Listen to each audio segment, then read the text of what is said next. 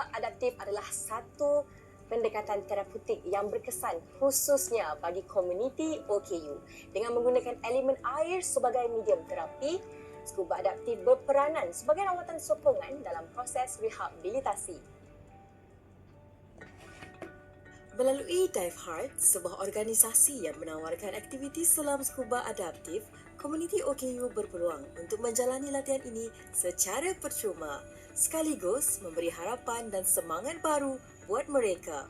Seorang figura penting di sebalik usaha murni Dive Heart di Malaysia ialah Syed Abdul Rahman yang berperanan sebagai Duta Dive Heart Malaysia.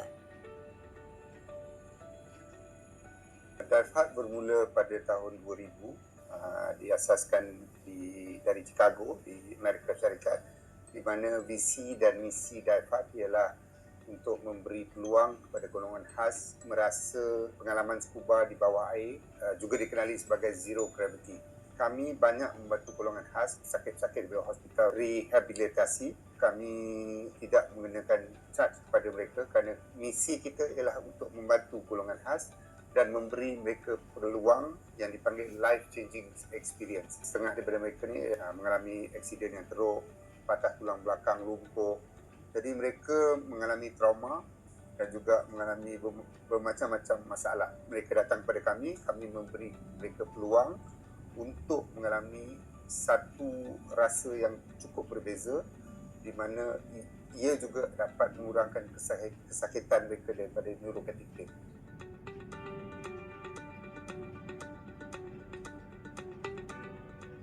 Saya bertemu Presiden Dive Heart iaitu Jim Elliot pada tahun 2012 di Orlando, Florida.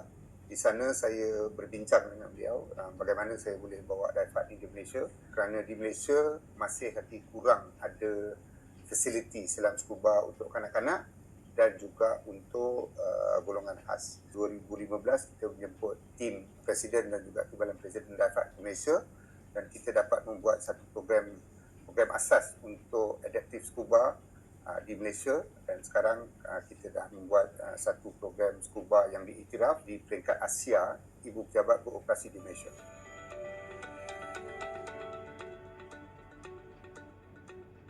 Matlamat kita untuk memberi pengalaman sukan air yang melibatkan water therapy dan juga scuba therapy kepada golongan-golongan khas, seperti mana setengah golongan khas kita berkecimpung di dalam renang, iaitu golongan Paralympic.